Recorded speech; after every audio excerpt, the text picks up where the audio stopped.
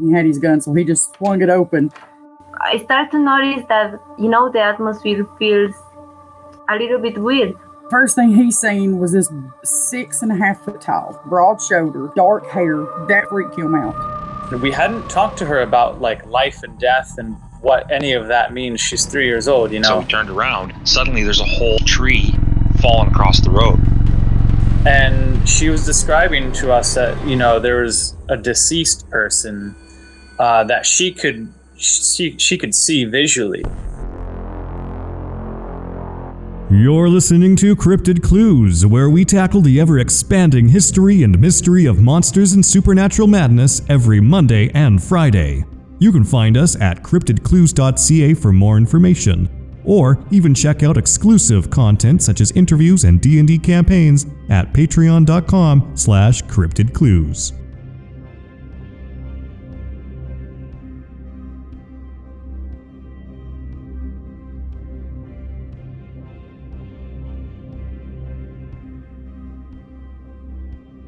Welcome to Cryptid Clues, everybody. I'm your host, Reuben Olson.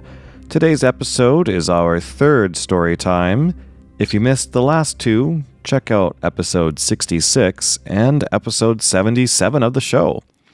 Unlike the last two stories, today's episode is purely fictional and written for the show. I sat down to collect this testimony from Charles Stragier, a Kentucky man with a fascinating Sasquatch encounter. The following are his words. Now, this goes back to a time on the cusp of a foggy memory. Back when childhood was full of new wonders, when every scent was a moment and every minute was an hour. I may have forgotten what it was like to be in a crib, or what happened on my third birthday, but I'll never forget the incredible moment me and my two childhood friends shared at the edge of the woods when that thing played with us. It was 1962, and my family lived in a small farmhouse off the side of a rural town in Kentucky. It'd be a good 20-minute drive or so on the bumpy road out of our property to get to town, which I may not remember the time greatly because that felt like forever as a child. We'd go get ice cream and gather up my friends and come back for a day every weekend to play in the backyard or in the cattle field when it was empty. I think it was turning to fall, as the leaves had just started to turn color. My two friends, Jim and Sally, both a little older than me, had come over to visit, and we were out in the cattle field with an old frisbee. I was clearly in the wrong game of pretend, because I was busy pretending to be a quarterback, and I thought I could throw the frisbee like a football. I think I was also bumping into my friends too, which must have been obnoxious. The field was bare, and we were careful not to step in the couple of cow pies on the way to the barn, when Sally had shouted and threw the frisbee hard as she could. It flew straight into the side of the barn. Jimmy had raced me to it and grabbed it before I could.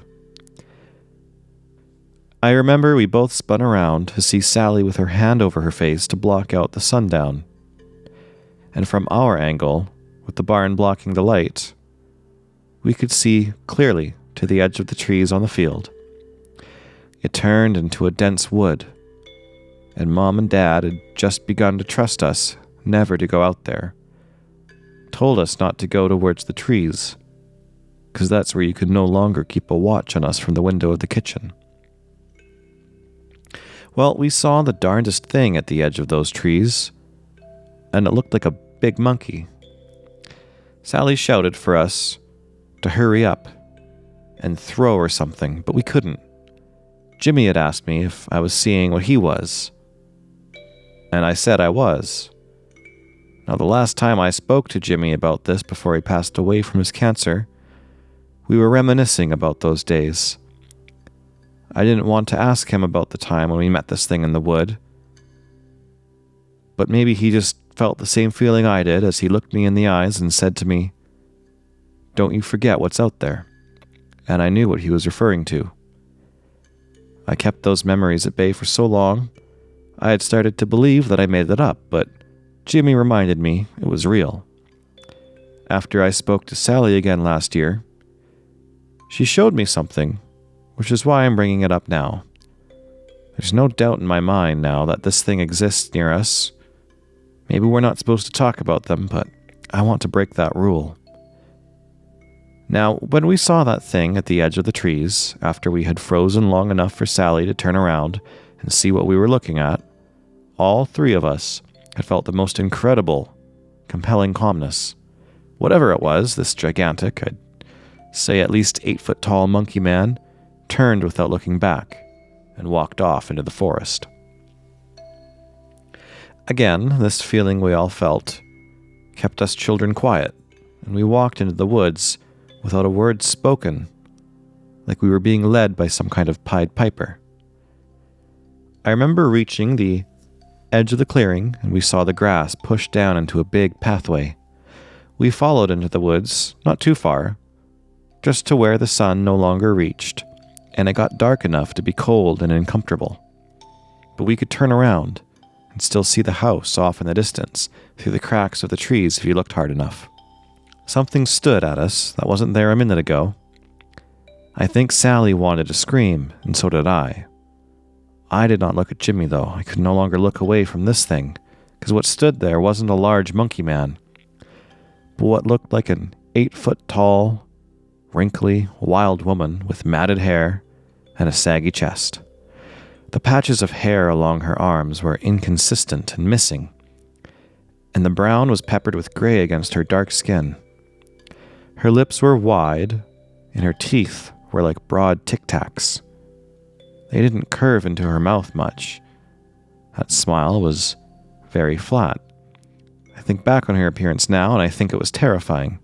But somehow back then, we didn't move, and even though we wanted to, we didn't scream, as if something she was doing kept us there. Her right arm was upraised and holding onto a branch from the tree, stretching and pulling it down toward her. She pulled her hand along it and tore off several smaller sticks into her fist, and then clasped her hands together and begun to crouch.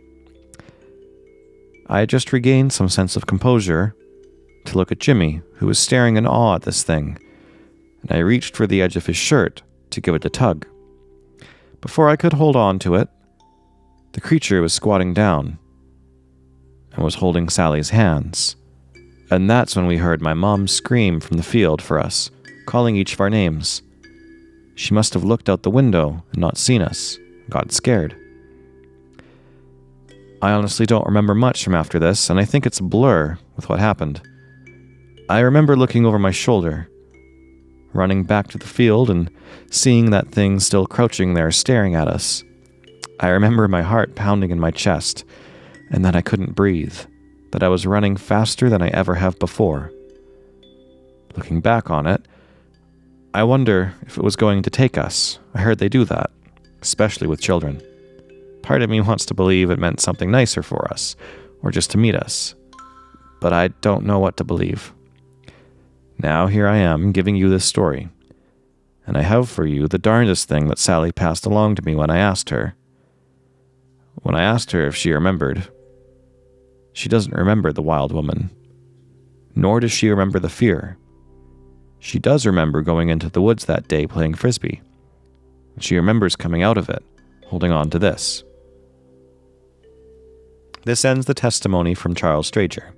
What he handed me was a tightly woven stick figure, like a primitive voodoo doll. The sticks were brittle, and it felt fragile. Yet somehow they were wound and woven in such a way that it seemed to have been made with care when they were fresh, to curve them so tightly. I suppose anyone could have made such a thing with enough patience and enough sticks, but who would have kept it this long?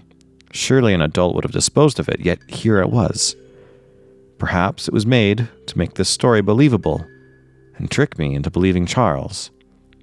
Or perhaps these children really did have an encounter with a wild woman. Thanks for listening, folks. If you like this episode, head on over to CryptidClues.ca. Ask us questions over at our email, CryptidClues@gmail.com. And if you really like what you hear, support us on Patreon for $1 or more, for ad-free exclusive content and D&D episodes at patreon.com/cryptidclues.